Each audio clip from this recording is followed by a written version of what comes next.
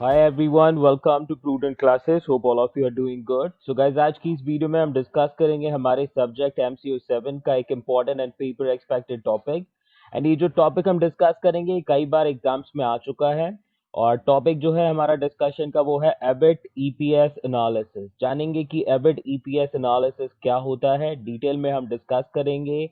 I've included one example as well so that you guys can understand why are we discussing about this point and what importance this topic is having for a company और क्यों हम ये analysis करते हैं। तो बहुत ही interesting and important topic है and easy भी है। आप एक बार वीडियो देखेंगे तो आपको पूरा कॉन्सेप्ट बहुत अच्छे से समझ में आ जाएगा। That is my guarantee. I have included the most important and the most easy point जिससे कि आपको याद करने में दिक्कत ना हो और एग्जाम्स में अगर आप वो पॉइंट्स लिखते हैं तो you can definitely score good marks. So जो ये टॉपिक है that has been chosen from unit 13 and this is the part third. Part first में हमने डिस्कस किया था about the concept of leverage and the operating leverage. Part second में हमने discuss किया था फाइनेंशियल लेवरेज के बारे में। एंड इस पार्ट में हम डिस्कस करने वाले हैं एबिट एंड ईपीएस एनालिसिस के बारे में। तो आगे बढ़ने से पहले हमारा मिशन याद रखिएगा विच इज 70% और more in our upcoming exam, so we have to work for that. बहुत सारी वीडियोस जो हैं MCO 7 एंड बाकी अदर सब्जेक्ट्स की मैंने अपने चैनल पर अपलोड की हुई हैं। आप चैनल के प्लेलिस्ट में जाकर उनको देख सकते हैं और अपने एग्जाम्स में मार्क्स अच्छे स्कोर कर सकते हैं। और गाइज अगर चैनल पर नए हैं तो सब्सक्राइब जरूर कर लीजिएगा जिससे कि फ्यूचर वीडियोस की नोटिफिकेशन आपको मिल सके और अपने एग्जाम्स की प्रिपरेशन आप अच्छे से कर सके। एंड इसके अलावा जितना हो सके इसको अपने दोस्तों के साथ भी शेयर कर दीजिएगा जिससे वो भी अपने एग्जाम्स की प्रिपरेशन कर सकें। Okay, so let's proceed further and let's start a topic. तो आज टॉपिक स्टार्ट करेंगे, कुछ पॉइंट्स डिस्कस करेंगे, फिर उसके बाद में फ्लो चार्ट भी मैंने ऐड किया है ताकि आपको जो ये कॉन्सेप्ट है अच्छे से समझ में आए। एंड इसके अलावा एग्जाम्पल, जैसे मैंने आपको बताया, एग्जाम्पल बहुत ही अच्छा एग्जाम्पल यहाँ पर एडेड है जिसको समझने के बाद में कोई भी डाउट नहीं रहेगा आपका। ठीक है, सो कॉन्सेप्ट हम डिस्कस करेंगे EBIT and EPS analysis. EBIT की फुल फॉर्म होती है earning before interest and tax. I repeat, earning before interest and tax. और ईपीएस की फुल फॉर्म होती है अर्निंग पर शेयर। आई रिपीट, अर्निंग पर शेयर। तो that is earning before interest and tax and earning पर शेयर एनालिसिस। तो point number 1 आपके स्क्रीन पर आ चुका है। EBIT EPS analysis is a method to study the effect of leverage. तो लेवरेज का जो कॉन्सेप्ट था जो कि मैंने पहली वीडियो में डिस्कस किया है, अगर किसी ने नहीं देखी वो वीडियो तो ऊपर आई का बटन होगा उस पर आप क्लिक करके देख सकते हैं। लेकिन इन शॉर्ट में फिर भी आपको बता देता हूँ, लेवरेज बेसिकली एक ऐसा इंस्ट्रूमेंट होता है या ऐसी टेक्निक होती है जिसमें हम अपना जो पोटेंशियल रिटर्न है उसको इंक्रीज करने के लिए क्या करते हैं, बोरोड मनी का इस्तेमाल करते हैं। यानी कि जो पैसा है वो हम उधार लेते हैं और उसके थ्रू अपना जो पोटेंशियल रिटर्न है, चाहे आप बिजनेस कर रहे हैं, इन्वेस्टमेंट कर रहे हैं, उसको इंक्रीज करने की कोशिश करते हैं। तो जो एबिट और ईपीएस एनालिसिस होता है ये एक बेसिकली मेथड है जिसके थ्रू आप जो लेवरेज है उसका इफेक्ट एनालाइज या स्टडी करते हैं। आई रिपीट, एबिट और ईपीएस एनालिसिस के थ्रू आप क्या करते हैं, जो इफेक्ट होता है लेवरेजेस का उसको स्टडी करते हैं, उसको एनालाइज करते हैं। तो एक पर्टिकुलर मेथड है जिसके थ्रू आप लेवरेज के कॉन्सेप्ट को और अच्छे से समझ सकते हैं, उनके इफेक्ट को और इम्पैक्ट को अच्छे से जान सकते हैं। ठीक है, so I'm sure कि point number 1 is clear. Let's talk about the point number 2. Point number 2 says EBIT EPS analysis involves the comparisons of alternative methods of financing under various alternative financing proposals. तो EBIT EPS analysis में basically क्या होता है, हमारे पास बहुत सारे alternative methods available होते हैं financing के under various alternative financing proposals. तो हमारे साथ बहुत सारी प्रोजेक्ट्स होते हैं, प्रपोजल्स होते हैं, उनमें उनको आपका क्या करने के लिए, फंडिंग करने के लिए, उनको फाइनेंस करने के लिए बेसिकली आपके पास बहुत सारे ऑल्टरनेटिव्स भी अवेलेबल होते हैं। आप चाहें तो डेट लेके अपना जो प्रपोजल है, प्रोजेक्ट है, बेसिकली उसको फंडिंग करा सके या फाइनेंस करा सके, या फिर आप चाहें तो इक्विटी शेयर रेज करके भी आप अपना क्या है उन पर्टिकुलर एसेट्स को या फिर प्रपोजल्स को या प्रोजेक्ट्स को फाइनेंस करा सकते हैं। तो एबिट ईपीएस एनालिसिस में बेसिकली हम क्या करते हैं, एनालाइज करते हैं डिफरेंट प्रपोजल्स को। हमारे पास बहुत सारे डिफरेंट प्रोजेक्ट्स या प्रपोजल्स होते हैं और जिनको फाइनेंस करने के लिए हमारे पास कई सारे ऑल्टरनेटिव मेथड्स होते हैं फाइनेंसिंग के, तो हम कंपैरिजन करते हैं और कोशिश करते हैं जानने की कि कौन सा ऑल्टरनेटिव बेस्ट रहेगा। तो एबिट एंड ईपीएस एनालिसिस का यही पर्पस होता है, कंपैरिजन करना आपके जितने भी ऑल्टरनेटिव मेथड्स हैं फाइनेंसिंग के अवेलेबल उनके बीच में, और एक बेस्ट प्रपोजल जो कि आपके लिए उस सिचुएशन में, उस प्रोजेक्ट के लिए या फिर उस एसेट को फाइनेंस करने के लिए जिसको आप चाहते हैं, वो आपको बता सके। Now the next point says EBIT EPS analysis gives a scientific basis for comparison among various financial plans and shows ways to maximize EPS. EPS stands for earning per share. So what is the full form of EPS? Earning per share. And what is the full form of EBIT? Earning before interest and tax. तो जो हमारा EBIT and EPS analysis है, क्या है ये? Basically आप कह सकते हो एक साइंटिफिक मेथड, क्योंकि ये बेसिकली आपका एक कंपैरिजन का साइंटिफिक बेसिस प्रोवाइड करता है। तो एबिट ईपीएस एनालिसिस में जो आपका कंपैरिजन होता है of different methods of financing, तो वो बेसिकली एक साइंटिफिक तरीके से होता है। तो इसीलिए जो एबिट ईपीएस एनालिसिस है वो क्या है? साइंटिफिक बेसिस पे कंपैरिजन करता है डिफरेंट फाइनेंशियल प्लान्स का, अलग अलग जो फाइनेंशियल प्लान्स आपके पास अवेलेबल होते हैं, और ये बताता है कि किस तरीके से आप अपने अर्निंग पर शेयर को, आई रिपीट, किस तरीके से आप अपने अर्निंग पर शेयर को मैक्सिमाइज कर सकते हैं। मैक्सिमाइज मतलब बढ़ाना, जितना ज्यादा आपका अर्निंग पर शेयर होगा उतना ही ज्यादा आपकी कंपनी बेनिफिट शो करेगी। This is what you need to understand. हर कंपनी अपना ईपीएस मैक्सिमाइज करने की कोशिश करती है। तो गाइज आई एम श्योर कि ये 3 पॉइंट्स के थ्रू अभी तक कॉन्सेप्ट आपको समझ में आ चुका होगा, और अभी भी कोई डाउट है तो नो प्रॉब्लम, आगे जो फ्लो चार्ट है उसको आप अच्छे से समझ लीजिएगा, उसमें आपके और भी इंपॉर्टेंट पॉइंट्स हैं, एंड उसके बाद एग्जाम्पल इंक्लूड करूंगा मैं। एग्जाम्पल के बाद तो कोई भी आपका डाउट नहीं रह जाएगा, that is my surety for you. Now next slide आपकी स्क्रीन पर आ चुकी है, तो आप फ्लो चार्ट के थ्रू अंडरस्टैंड करते हैं कि एबिट ईपीएस एनालिसिस है क्या। तो बेसिकली क्या है? एक फाइनेंशियल प्लानिंग का टूल है जो कि इवैल्यूएट करता है different alternatives of financing a project under different levels of EBIT and suggests the best alternative with highest EPS and determines the most profitable level of EBIT। तो EBIT EPS analysis क्या है? एक ऐसा financial planning का tool जो कि आपके अलग अलग या फिर जो ऑल्टरनेटिव मेथड्स होते हैं फाइनेंसिंग के किसी भी प्रोजेक्ट को, वो उसको इवेलुएट करता है अलग अलग एबिट के लेवल्स पर, और सजेस्ट करता है कि कौन सा ऑप्शन या प्रपोजल आपके लिए बेस्ट रहेगा, जिससे कि आपका ईपीएस जो है, अर्निंग पर share, that can be increase और दैट कैन बी मैक्सिमाइज और that can be the highest. और साथ ही साथ ये भी डिटरमाइन करता है आपका एबिट ईपीएस एनालिसिस की जो most profitable level earning before interest and tax का वो क्या होगा। So EBIT EPS analysis, what is it? It is a tool of financial planning. I repeat, a tool of financial planning that evaluates various alternatives of financing a project under different levels of EBIT. EBIT stands for earning before interest and tax, and suggests the best alternative with highest earning per share and determines the most profitable level of EBIT. Okay? तो इस point को याद कर लीजिए, important है।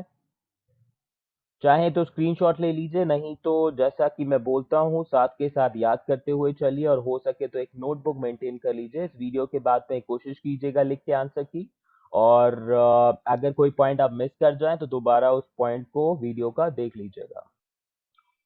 Now मैं बढ़ता हूँ नेक्स्ट स्लाइड पर। आई एम श्योर कि आपने कर लिया होगा नोट डाउन। तो यहाँ पर एग्जाम्पल स्क्रीन पर आ चुका है जिसके थ्रू हम एबिट और ईपीएस एनालिसिस को अच्छे से समझेंगे, और इस तरह के क्वेश्चंस आपके एग्जाम्स में आते हैं, तो please pay attention so that you can understand it. तो यहाँ पर कह रहा है, a company is contemplating to raise additional funds of rupees 20 lakh for setting up a project. The company expects EBIT, that is earning before interest and tax, of rupees 8 lakh from the project. The company is in 60% tax bracket. Following alternative plans are available. तो एक company है जो कि लगभग 20 लाख रुपए raise करना चाहती है, ठीक है, अपने एक प्रोजेक्ट को सेटअप करने के लिए, और जो earning before interest and tax expected है कंपनी के थ्रू वो है लगभग 8 लाख रुपीस का। कंपनी का जो टैक्स ब्रैकेट है वो है 60% का, यानी कि अगर वो 100 रुपये कमा रही होगी तो 60%, यानी कि 60 रुपीज का उसको टैक्स देना पड़ेगा। ध्यान दीजिएगा इस चीज को। तो 60% का टैक्स ब्रैकेट है, earning before interest and tax है 8 लाख रुपीज, और हम कितना फंड रेज करना चाहेंगे, 20 लाख रुपीज का। तो अभी 4 ऑल्टरनेटिव्स अवेलेबल हैं, इनमें से आपको चूज करना है एबिट ईपीएस एनालिसिस के थ्रू कि कौन सा ऑल्टरनेटिव बेस्ट रहेगा। So to raise rupees 20 lakhs by way of equity share of rupees 10 each, तो पहला ऑप्शन है कि आप जितने भी जितना भी अमाउंट आपको रेज करना है, आप सभी के लिए क्या करें, 10 रुपए ईच के इक्विटी शेयर्स रेज कर दे। So the first point is to raise equity shares of rupees 10 each and obtain rupees 20 lakh. Second option is to raise rupees 10 lakh by way of equity shares and rupees 10 lakh by way of debt at 10%. तो दूसरा option है जिसमें आपके 50-50 कर दिया जाएगा। 50% जो amount है वो रेज किया जाएगा इक्विटी शेयर्स के through, and 50% amount will be raise by डेप्ट, जो कि 10% इंटरेस्ट रेट के साथ होगा। अब देखिएगा पर एनम नहीं है, तो इसके लिए चाहे वो एक दिन में आपका पे करो, चाहे एक महीने में पे करो, चाहे एक साल बाद पे करो, amount will B 10% of the total debt that you have taken. Now point number C में है to raise 6 lakh rupees by way of equity and rest rupees 14 lakh by way of preference shares at rupees 14%. तो 14% के preference shares आप release करोगे कितने, 14 लाख रुपए के लिए, and for the amount of 6 lakh you will be issuing the equity shares. अब now last option आ चुका है to raise rupees 6 lakh by equity shares and rupees 6 lakhs by 10% equity and rupees 8 lakh by 14% preference shares। Okay, तो ये आपके पास option आ चुका है अगला कि 6 लाख रुपए आप इक्विटी शेयर्स के थ्रू, 6 लाख रुपए आप इक्विटी के थ्रू, एंड 14% बाकी के जो होंगे 8 लाख के शेयर्स, वो प्रेफरेंस शेयर्स होंगे आपके, जिस पर आपको 14% का क्या देना है, इंटरेस्ट पे करना होगा। नाउ क्वेश्चन आता है which option is the best to choose, तो कौन सा ऑप्शन आप चूज करेंगे। तो एक बार आप खुद प्रैक्टिस कीजिएगा इस आंसर को करने की अपने नोटबुक में, and then try to check the answer which I provided in the next slide. तो फटाफट एक बार अटेम्प्ट कर लीजिए वीडियो पॉज करके। सो गाइज आई होप आपने अटेम्प्ट किया होगा इस क्वेश्चन को, एंड एक छोटा सा करेक्शन जरूर कर लीजिएगा इसमें। यहाँ पर आप इक्विटी की जगह लिख लीजिएगा डेप्ट बेसिकली, ताकि आपको और क्लैरिटी रहे। तो 6 लाख रुपए के हमने क्या करें, इक्विटी शेयर्स रेज किए हैं, जो कि लगभग 10 रुपए ईच है, और 6 लाख रुपए का ही हमने क्या करा है, डेप्ट के थ्रू अमाउंट रेज किया है which is on 10% interest rate, और 8 लाख रुपीज के हमारे 14% प्रेफरेंस शेयर्स है। तो this is the new picture for the point number D. अब वन बाय वन डिस्कस करेंगे हम कि हमारा सोल्यूशन किस तरीके से होगा। तो आगे आपकी नेक्स्ट स्लाइड आ चुकी है, एंड इसमें देख सकते हैं स्क्रीन पर आपका जो आंसर है वो अवेलेबल है। तो सबसे पहला कॉलम है पर्टिकुलर्स का, फिर है हमारे options A B C D, और हमारा जो सबसे पहला कॉलम में डेटा दे रखा है वो है एबिट का, जो कि है 8 लाख रुपीज। तो हर प्रोजेक्ट के लिए हमारे पास 8 लाख रुपीज का अमाउंट अवेलेबल है। अब सबसे पहले केस की हम बात करेंगे, हम इंटरेस्ट डिडक्ट करेंगे। Interest would be 10% on the number of डेप्ट, और I am sorry, on the amount of the डेप्ट दैट यू हैव रेज्ड। तो पहले केस में हम अगर बात करें तो हमारा कोई भी अमाउंट जो है वो बाय वे ऑफ डेप्ट नहीं रेज हुआ है, तो हमें कुछ भी आपका इंटरेस्ट के तौर पर पे करने की जरूरत नहीं है। ओके, तो हमारा जो अर्निंग बिफोर टैक्स हो गया, इंटरेस्ट तो अब डिडक्ट हो चुका है, यहाँ पे वो भी 8 लाख रुपीज का है, क्योंकि यहाँ पे अमाउंट जीरो था, डिडक्शन के बाद कुछ नहीं हुआ। टैक्स का जो ब्रैकेट था 60% का था, तो 60% अगर हम बात करें तो 8 6 48, 4,80,000। अर्निंग आफ्टर टैक्स कितनी होगी, 3,20,000। अब आपको यहाँ पर अगर कोई भी डिविडेंड फॉर प्रेफरेंस शेयर है तो उसको माइनस करना पड़ेगा। इस सिचुएशन में पूरा अमाउंट हमने इक्विटी शेयर कैपिटल के थ्रू रेज किया है। तो जितने भी इक्विटी शेयर होल्डर्स थे जिन्होंने अपना पैसा लगाया, उनको कितना अमाउंट टोटल अर्न हुआ, 3,20,000। नंबर ऑफ इक्विटी शेयर्स कितने थे, 2 लाख। तो हमारा अर्निंग पर शेयर कितना निकला, 1,61.60। आई एम सॉरी, इसमें आपने क्या करा है, 3,20,000 को डिवाइड कर दिया है 2 लाख से, तो आपका आंसर निकला ईपीएस का 1.60। ठीक है, earning for equity shareholders divided by number of equity shares, you'll be getting this answer. इन दोनों को यूज कीजिएगा. नाउ पॉइंट नंबर बी में हमारा जो बेसिकली अमाउंट था 50-50, आधा जो पैसा था हमने डेप्ट के थ्रू 10% इंटरेस्ट रेट पे करते हुए उठाया और बाकी का remaining balance we obtain through equity. तो 1 लाख रुपए 10 लाख पर अगर हम बात करें तो 10% इंटरेस्ट हो जाता है 1 लाख बेसिकली.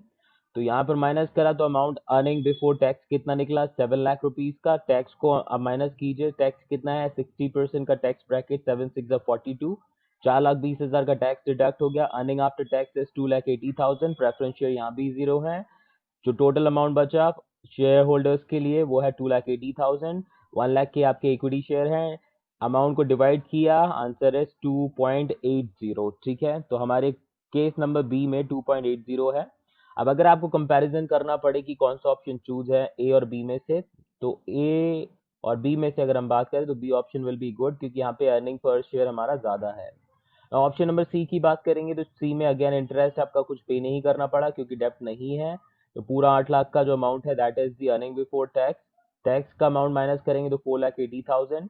अभी आपका निकला अर्निंग आफ्टर टैक्स. ठीक है, अब यहाँ पर एक चीज थी कि हमने जो प्रेफरेंस शेयर हैं वो उनको आपका क्या किया है, यहाँ पे रेज किया है और उसके थ्रू अमाउंट यहाँ पे ऑब्टेन किया है. तो यहाँ पे प्रेफरेंस शेयर का जो वैल्यू है हमने डाला कि कितना आपका प्रेफरेंस शेयर का पेमेंट आपको करना पड़ेगा. ठीक है, तो 14% के आपका जो रेट था इंटरेस्ट का वो आपको पे करना था. तो यहाँ पर हमने पे किया dividend for preference share holders और उसके बाद में जो अमाउंट बचा वो क्या है आपका इक्विटी शेयर होल्डर्स के लिए अवेलेबल है. नंबर ऑफ इक्विटी कितना है आपका 60,000. अब फाइनल आंसर है 2.07. अभी भी अगर ए बी और सी में कंपैरिजन हो तो आपका जो पॉइंट नंबर बी है वो बेस्ट है solution out of these three. Now last point जो कि बेसिकली 3 कैटेगरी में डिवाइडेड है, यानी कि यहाँ पर आपका इक्विटी शेयर में भी कैपिटल है, आपका जो कैपिटल जो आपने रेज किया है फंड वो बेसिकली आपने प्रेफरेंस शेयर के थ्रू भी किया है और आपने बेसिकली डेप्ट के थ्रू भी किया है. तो डेप्ट के थ्रू हमने 6 लाख रुपए रेज किए हैं, तो 60,000 would be the interest amount. After deduction the earning before tax would be 7,40,000. After tax deduction of 4,44,000, the amount would be 2,96,000. Now dividends for preference share that would be around 1,12,000. ठीक है, 2,96,000 का हमें क्या करना है, यहाँ पे अपना जो 14% था वो निकालना है. Earning for equity share holders will be 1,84,000 और नंबर ऑफ इक्विटी शेयर्स कितने हैं 60,000 और फाइनल जो हमारा आंसर निकलेगा अब वो कितना निकलेगा 3.07. ओके, तो इस कंपैरिजन के हिसाब से अगर हम बात करें तो हमारा कौन सा ऑप्शन बेस्ट रहेगा आप चूज करके बताइएगा और क्यों आपका बेस्ट रहेगा, that is also pretty much important. ठीक है, तो आपको अगर मैं बताऊं यहाँ पे तो पॉइंट नंबर जो डी है उसका आप चेक कीजिए कि आपका ईपीएस क्या आ रहा है. तो सबसे ज्यादा EPS as compared to A B C में तो आपका बी में ज़्यादा है. ठीक है, लेकिन बी की जब परफॉर्मेंस चेक कर रहे हैं तो बी और डी के बीच में डी की जो वैल्यू है अर्निंग पर शेयर वो ज़्यादा है. सो हमारा जो ऑप्शन नंबर डी होगा, ठीक है, ऑप्शन नंबर डी होगा that will be the best option. ठीक है, तो इस चीज़ को ध्यान दीजिएगा और ये बेस्ट इसलिए है क्योंकि हमारा जो अर्निंग पर शेयर है that is high as compared to other alternatives. तो इसीलिए यहाँ पर ऑल्टरनेटिव नंबर जो 4 है या तो डी है उसको चूज कर लिया जाएगा. ओके, तो आई एम श्योर गाइस ये एग्जांपल भी क्लियर होगा आपको. Now let's proceed to the next point. अब कुछ 2 से 3 पॉइंट्स और है जिनको हम डिस्कस करेंगे and will be done with this topic. So point number 1 is on the screen and it says EBIT EPS analysis examines the effect of financial leverage on the behavior of EPS under different financing alternatives and with different levels of EBIT. तो अलग अलग EBIT के level पर अलग अलग आपके financing alternatives के साथ में जो एबिट ईपीएस एनालिसिस है वो बेसिकली आपको हेल्प करता है ईपीएस के बिहेवियर को पता करने में और जो फाइनेंशियल लेवरेज है उसका जो इम्पैक्ट होता है किसी भी बिजनेस पर या इंडिविजुअल पर उसको एग्जामिन करना. ठीक है, तो this is the most important purpose of the EBIT EPS analysis and it is to examine the effect of financial leverage on the behavior of earning per share under different financing alternatives and with different levels of EBIT. Now the next point says the financial managers use EBIT EPS analysis as a tool to determine the optimal capital structure। तो guys अगली जो video है कोशिश करूंगा मैं capital structure पर लेके आऊं कि कैपिटल स्ट्रक्चर क्या है और ऑप्टिमल कैपिटल स्ट्रक्चर पेपर के पॉइंट ऑफ व्यू से बहुत ही इंपॉर्टेंट टॉपिक है। तो my question is what is optimal capital structure, can you write that in 2 line? अगर आपको पता है तो कमेंट करके जरूर बताइएगा। And to make a trade off between risk and trade, so जो फाइनेंशियल मैनेजर्स होते हैं जो कि ईपीएस और एबिट का एनालिसिस करते हैं एक टूल की तरह और जानने की कोशिश करते हैं अपना ऑप्टिमल कैपिटल स्ट्रक्चर और जो रिस्क एंड रिटर्न का ट्रेड ऑफ है बिटवीन दीज टू थिंग्स, यानी कि एबिट और ईपीएस के बीच में और एजेंट्स की परफॉर्मेंस और बेसिकली तो जो हमारी एबिट ईपीएस एनालिसिस है ये बेसिकली हम क्या करेंगे अपना ऑप्टिमल कैपिटल स्ट्रक्चर यहाँ पे फाइंड आउट करेंगे और जो हमारा रिस्क और रिटर्न है उसके बीच में एक ट्रेड ऑफ करेंगे, यानी कि जितना ज्यादा रिस्क ले रहे हैं उतना ही हम रिटर्न ज्यादा एक्सपेक्ट करेंगे। Okay, now the next point or the last point of this video says the financial managers look at the EPS levels at different levels of EBIT under different financing plans in order to gauge the risk and decide the level of return they target at। तो जितने भी financial managers होते हैं वो अलग अलग EPS के level को चेक करते हैं, एनालाइज करते हैं और अलग अलग एबिट का लेवल भी चेक करते हैं और क्या क्या फाइनेंसिंग के प्लान्स अवेलेबल हैं उनको एनालाइज करते हैं, जिससे कि जो रिस्क है और उसके बाद में जो उनका रिटर्न रिक्वायर्ड है उसको डिसाइड किया जा सके, उस पर वर्क किया जा सके। तो एबिट ईपीएस एनालिसिस के थ्रू आपका एक रिस्क रिटर्न के बीच में सिर्फ ट्रेड ऑफ ही नहीं होता है, इसके साथ में जितने भी फाइनेंशियल मैनेजर्स हैं वो कोशिश करते हैं कि कम से कम रिस्क लेके आपका ज्यादा से ज्यादा रिटर्न जो वो टारगेट कर रहे हैं कैसे ऑब्टेन किया जाए। So this is why EBIT EPS analysis is one of the most important analysis. आपने देखा कि किस तरीके से अलग अलग फाइनेंसिंग के ऑल्टरनेटिव्स अवेलेबल होते हैं, तो this particular method can help you to choose the best possible one. तो हमने जैसा अपने एग्जांपल में देखा था हमारा जो ऑप्शन नंबर डी था वो सबसे बेस्ट था। एंड कैसे हमने फाइंड आउट करा वो करा हमने एबिट और ईपीएस एनालिसिस के थ्रू। ओके, तो गाइज आई एम श्योर कि ये वीडियो आपको काफी अच्छे से समझ में आ चुकी होगी। किसी भी पॉइंट में डाउट हो तो वीडियो एक बार देख लीजिएगा। सब्सक्राइब नहीं किया चैनल तो कर लीजिए और फ्यूचर वीडियोस की नोटिफिकेशन के लिए बेल आइकन जरूर प्रेस कर लीजिए। एंड वीडियो अच्छी लगे तो लाइक कीजिएगा। Thank you so much and perform best in your exams and stay safe, stay healthy, bye bye.